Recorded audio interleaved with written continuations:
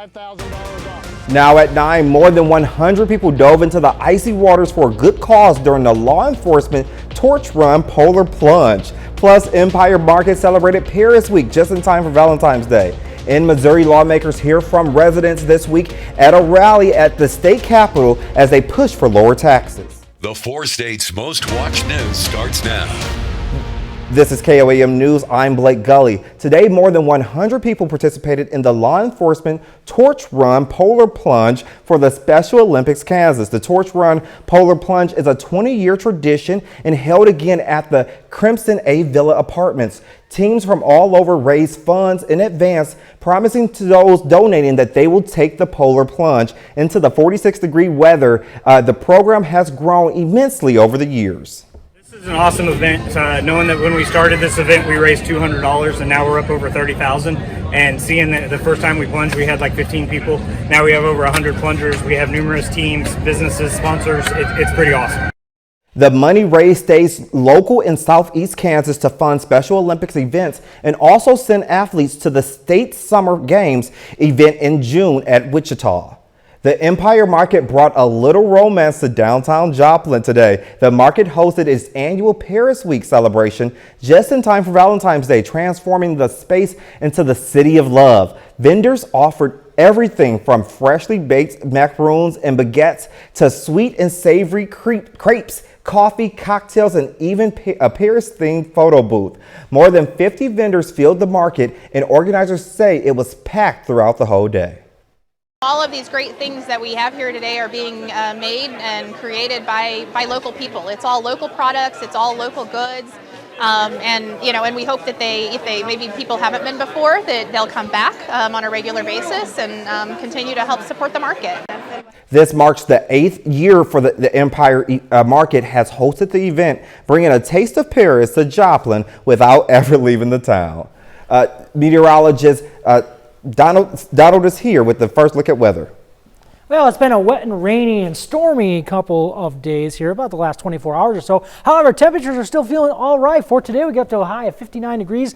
The average is 50, so we're still above average for this time of year. Tonight, though, we're going to still see some rain lingering around. We're going to drop down to 44 degrees. Those showers are going to be ending about 10 p.m. tonight. There's still a chance for some heavy rain possible with some of those showers, and it is going to be a bit breezy. We can see wind gusts up to about 25 miles an hour for tonight. So let me take it through tonight into tomorrow. So this is 10 o'clock. See, some of those showers are going to be lingering around, but they're going to be dissipating as we get into the early parts of tomorrow morning.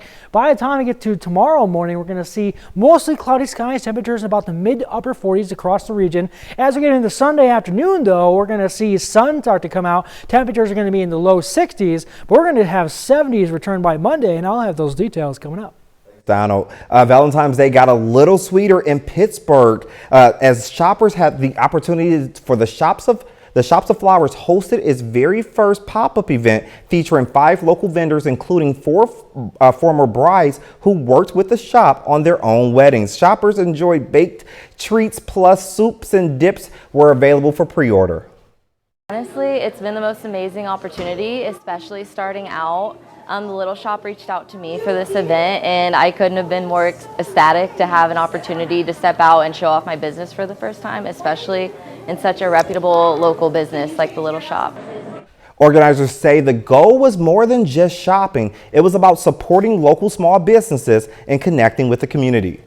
Missouri lawmakers are facing growing pressure as voters weigh in a plan to eliminate the state income tax, sparking a heated debate over the state's budget, economic freedom, and the impact on families.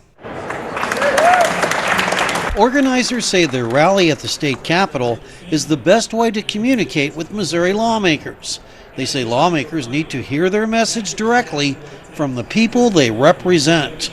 Republican lawmakers say Missourians can afford to eliminate their state income tax if lawmakers make budget cuts and eliminate waste.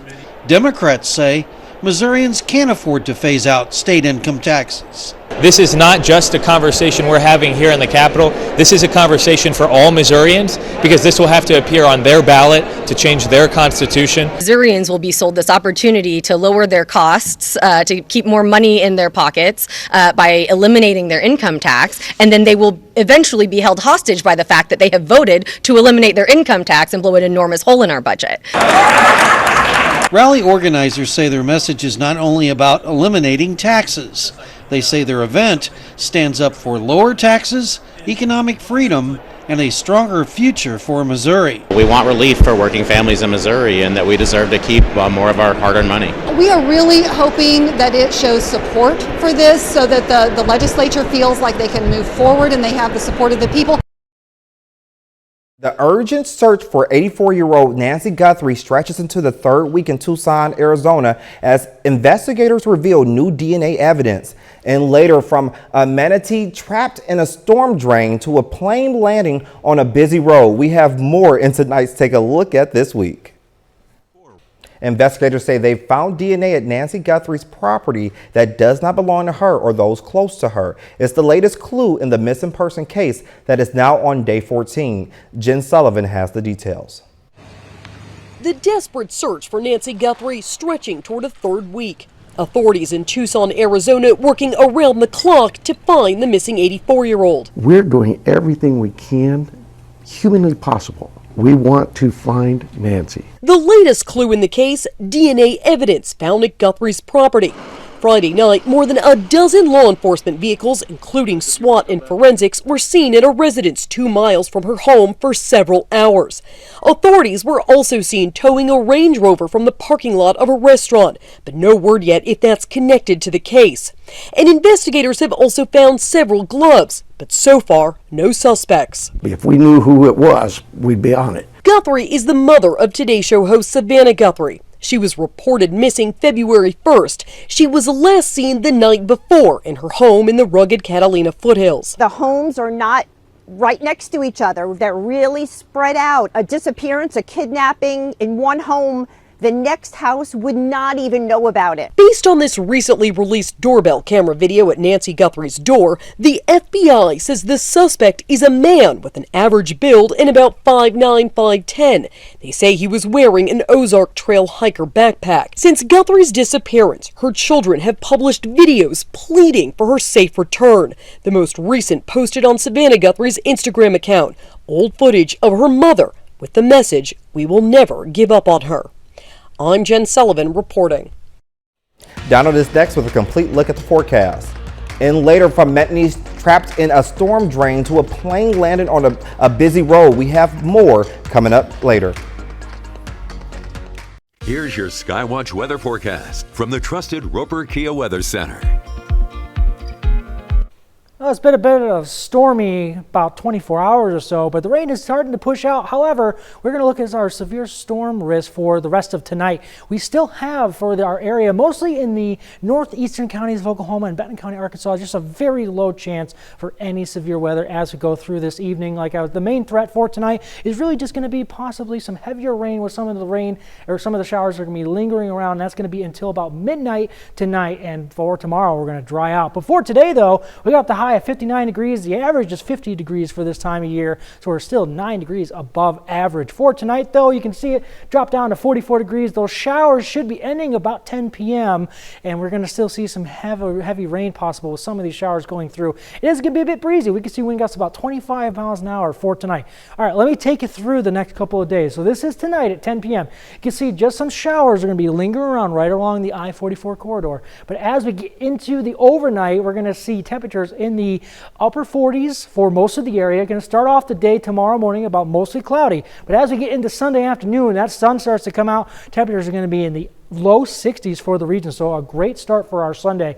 As we get into Monday, though, we're going to have winds out of the south now, warming things up. Starting off Monday in the low to mid 40s, and as we get into Monday afternoon, we're going to stay mostly sunny, temperatures in the upper 60s and even low 70s. And like I said, it is going to be a bit breezy over the next day or so. So this is Sunday. You can see winds out of the north about 20-25 miles an hour. As we go through Sunday during the day, those winds are going to dissipate, but then another round of wind is going to start pushing pushing in as winds are now out of the south, gusting up to about 30 miles an hour for us by Monday. So if you're planning your day for tomorrow, starting off today, cloudy and breezy, but by the afternoon, sunny, high of 61 degrees for our Sunday. For Sunday night, dropping down to 42 degrees, mostly clear, but the winds are going to be on the calmer side for Sunday night. So taking a look outside at the Indigo Sky at Casino Resort, overcast skies, like I said, a bit breezy, still some showers going to be lingering around. But let's take a look at our upper level flow to see what's coming to our area over the next week. So this is Monday, a ridge of high pressure. That's why we're going to see nice warmer temperatures for our Monday. As we get into Tuesday, staying warm, but as we get to Wednesday, we might get maybe a few showers by Wednesday, but we're going to dry out a bit by Thursday. But this low pressure system is going to make its way into the area. Now we're going to see a front start to push in, cooling things down to temperatures right around average. Let's take a closer look. This is Monday. Temperatures in the mid to upper 60s. As we get into Tuesday, staying in the upper 60s for those temperatures. There's some of those showers I was talking about Wednesday morning, but we're still going to see temperatures Wednesday afternoon into the upper 60s and low 70s. Thursday, we're going to be seeing temperatures in the upper 60s, but now that front starts to push in, by Friday afternoon, now we're back into the upper 40s, so we're going to be cooling off by next weekend. Taking a look at our 7 to 10 day here, 61 degrees on Sunday, then we're going to be in the upper 60s Monday, Tuesday, and then pushing 70 by Wednesday and Thursday before we cool back down into the low 50s by next Friday. Donald, I don't know, are we in winter or is this spring? It's hard to tell you. These temperatures are great. Yeah, thanks, Donald. Still ahead in sports, a Pittsburgh athlete receives his Kansas Shrine Bowl invite. And Pitt State and Missouri Southern hit the hardwood for MIAA matchups. Zach Petrie has those stories and more coming up next in sports.